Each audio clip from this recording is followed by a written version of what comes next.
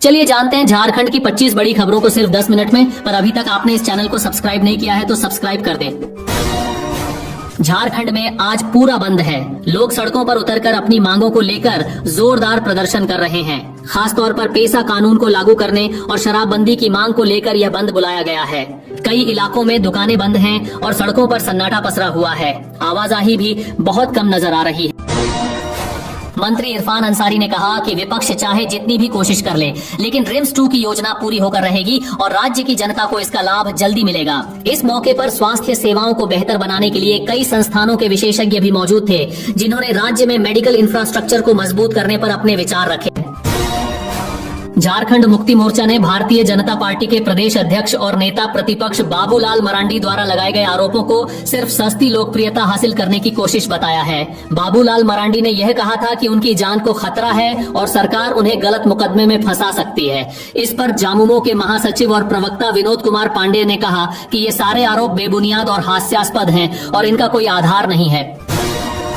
राजधानी रांची के लोग इन दिनों बिजली की अनियमित कटौती से बहुत परेशान हो गए हैं। बिना किसी पूर्व सूचना के कभी भी बिजली काट दी जाती है। न बिजली के जाने का कोई तय समय है और न आने का। कभी मेंटेनेंस के नाम पर बत्ती गुल हो जाती है तो कभी हल्की बारिश में ही बिजली चली जाती है। आम जनता को इससे काफी दिक्कतें हो रही हैं।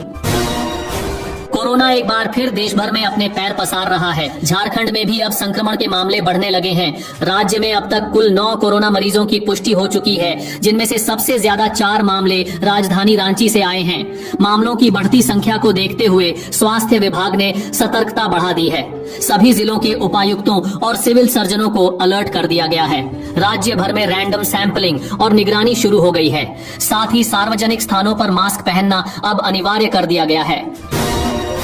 प्रधानमंत्री नरेंद्र मोदी 4 जून को शाम 4:30 पर अपनी नई सरकार की पहली मंत्रिपरिषद की बैठक करेंगे।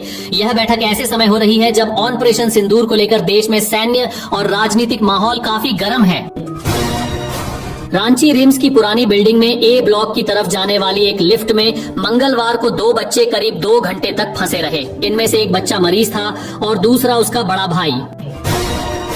भाजपा के प्रदेश अध्यक्ष और नेता प्रतिपक्ष बाबूलाल मरांडी ने कहा कि देश की जनता ने तीसरी बार नरेंद्र मोदी के नेतृत्व में एक विकसित, आत्मनिर्भर और स्वाभिमानी भारत के निर्माण का संकल्प पूरा किया है। उन्होंने कहा कि मोदी सरकार की नीतियों के चलते आज भारत दुनिया की चौथी सबसे बड़ी अर्थव्यवस्था बन गया है।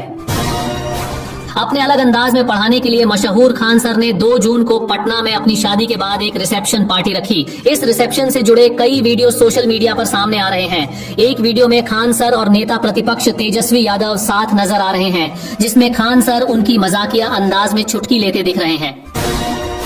झारखंड मंत्रिपरिषद की अगली बैठक बुधवार 4 जून 2025 को दोपहर बाद 4 बजे होगी। मंत्रिमंडल सचिवालय और निगरानी विभाग द्वारा जारी सूचना के अनुसार यह बैठक झारखंड मंत्रालय स्थित प्रोजेक्ट भवन के मंत्रिपरिषद कक्ष में आयोजित की जाएगी।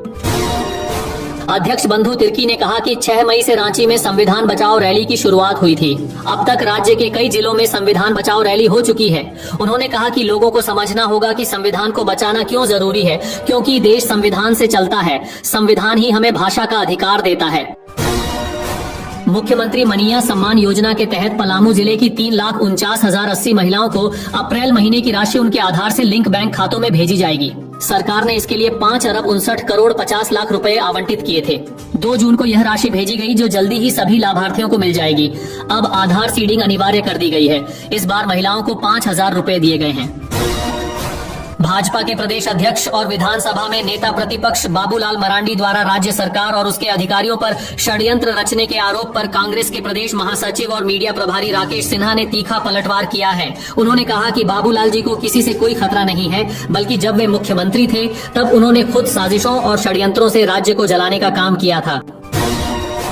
संविधान बचाओ रैली में कृषि मंत्री और दक्षिणी छोटानागपुर की प्रभारी मंत्री शिल्पी नेहा तिर्की ने कहा कि पहले जिस भारत के लोकतंत्र की मिसाल दी जाती थी, आज उसी देश का संविधान खतरे में है। केंद्र में बैठी मोदी सरकार संविधान को मजबूत करने के बजाय देश की जनता को धर्म के नाम पर उलझाने का काम कर रही है। सरकार ईसाई, मुसलमान और हिंदू को आपस में बांटकर डर फैलाने की राजनीति कर रही है।